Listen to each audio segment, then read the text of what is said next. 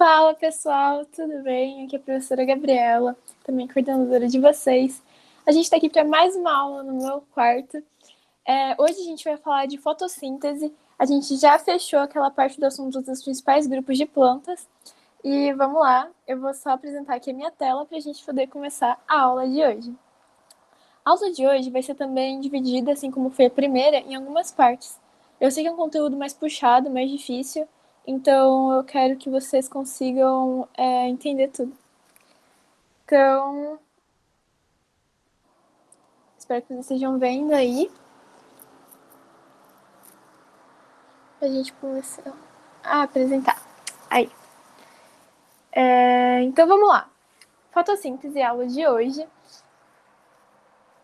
O que é a fotossíntese?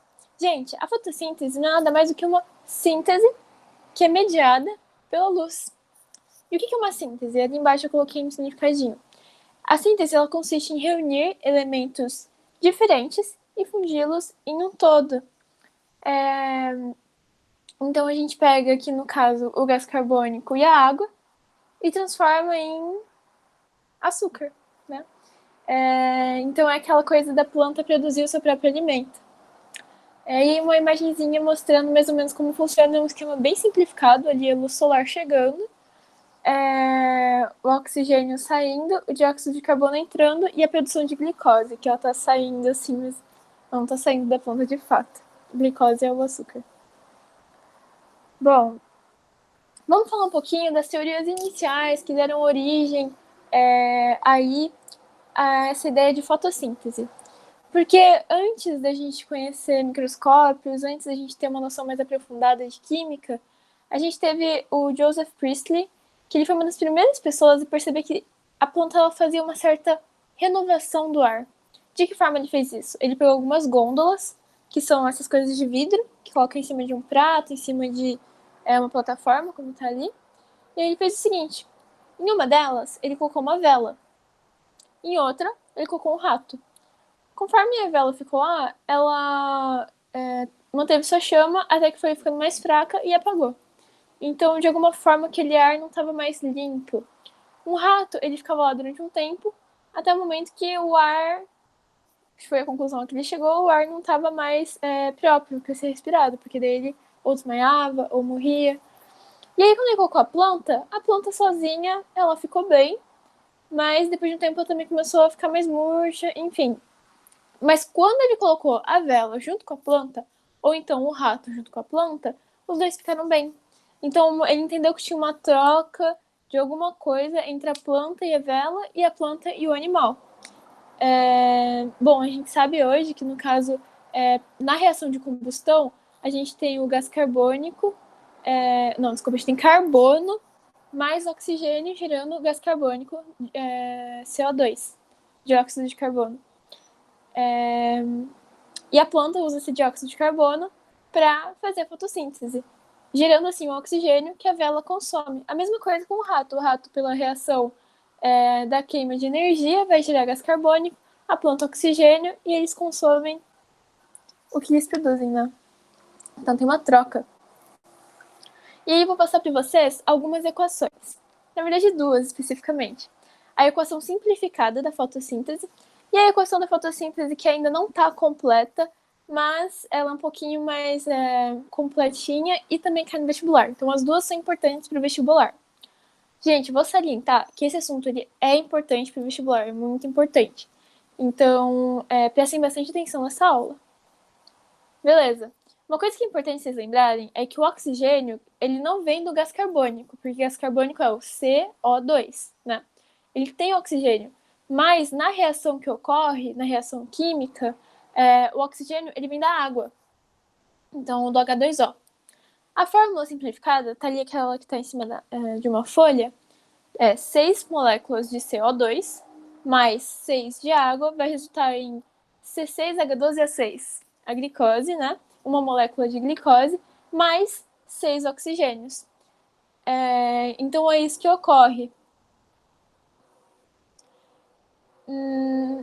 Se vocês fizerem as contas, vai ter a mesma quantidade de moléculas de um lado e do outro, de oxigênio, de gás carbônico. Ali embaixo, a equação completa, não sendo a simplificada, né? Porque a gente pode simplificar as equações na química. São seis moléculas de gás carbônico, ou dióxido de carbono, mais 12 de água. Ali na setinha da reação, a gente tem luz e pigmentos fotossintéticos que fazem parte dessa reação, né? Gerando glicose, 6 moléculas de água, mais 6 de oxigênio. Então, é isso. É uma reação, escrevam ela para vocês decorarem. Deem uma olhada, vejam que ela faz sentido, porque uma coisa é transformada em outra e o número de moléculas se mantém. E é isso. E ali, ó, a gente pode ver que o oxigênio que vem do gás carbônico, ele vai parar lá na glicose, no C6H12O6. Então, tem um fim esse oxigênio que está no gás carbônico, né? Ele não simplesmente desaparece. E onde ocorre a fotossíntese? Vocês sabem? Tá, ela ocorre nas folhas. Acho que isso é fácil das pessoas saberem. Mas onde nas folhas elas ocorrem?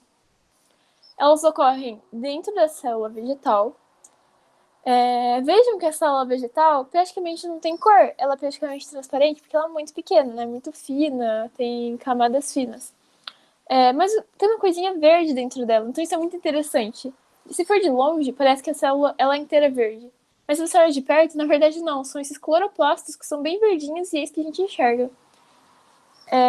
Bom, aqui está mais ou menos a estrutura do cloroplasto. Então, essa bolinha verde dentro da célula, cada uma dessas aqui é um cloroplasto. Vejam quantos cloroplastos pode ter numa simples célula, que tem muitos. Deve ter o quê?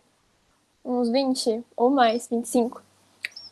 Quanto mais cloroplasto, o que eu falei para vocês, a diferenciação dos tecidos. Se tem muito cloroplasto, provavelmente vai ser um tecido da folha, que é um órgão. Porque é a principal função da folha. No caule, a gente não vai ver tanto cloroplasto. Por exemplo, no caule de uma árvore, praticamente não vai ter cloroplasto. Né? Bom, e onde dentro do cloroplasto ocorre? Porque não é em todo o cloroplasto que ocorre a fotossíntese, é um lugar específico. Bom, então aqui tem um pouquinho maior para vocês verem. A célula vegetal, o cloroplasto, essas pilhas aqui de grânum.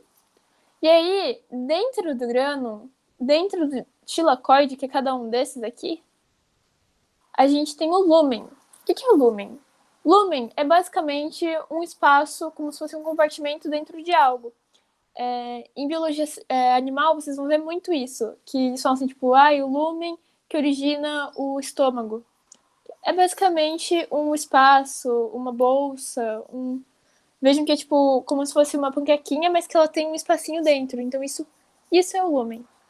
Esse termo é usado em várias áreas do conhecimento. Então ocorre ali, na membrana do tilacoide. É onde ocorre. Bom, algumas definições. Eu vou parando por esse slide mesmo, para não ficar muito longa essa aula. Mas algumas definições para vocês saberem do que eu tô falando. É muita palavra nova, né? Bom, a célula vegetal, basicamente, a unidade formadora do tecido vegetal, né? Tem aquela coisa, célula, tecido, órgão, sistema, organismo, né? Então, são níveis de organização de um ser vivo. Cloroplasto é uma organela, também pode ser chamado de plastídeo. O que é uma organela? Eu já falei para vocês. É como se fosse um mini órgão dentro da célula. Presente na célula vegetal que possui pigmento fotossintetizante. Clorofila é esse pigmento fotorreceptor, ou seja, ele vai receber a energia da luz e transformar em energia química. E os tilacoides são discos membranáceos dispostos em pilhas, como a gente pode ver aqui. Disposto em pilha, que é onde ocorre a fotossíntese. Gente, por hoje eu vou parar aqui. Eu não quero que fique muito cansativo, eu não quero que vocês se percam com esse assunto. Então, a aula de hoje é simples, é curta. E aproveitem para entender bem esses conceitos básicos. Peço desculpa pelo meu pijama, não sei se está aparecendo aqui. Eu só vou tirar daqui para a gente poder...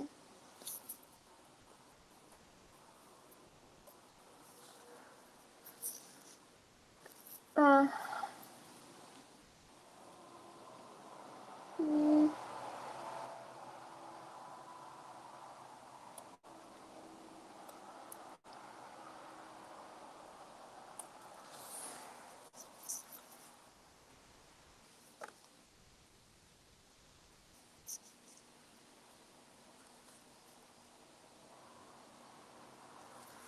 Bom, a gente peço desculpas aí pelo atraso, pela demora para seguir a aula, mas é isso, muito obrigada.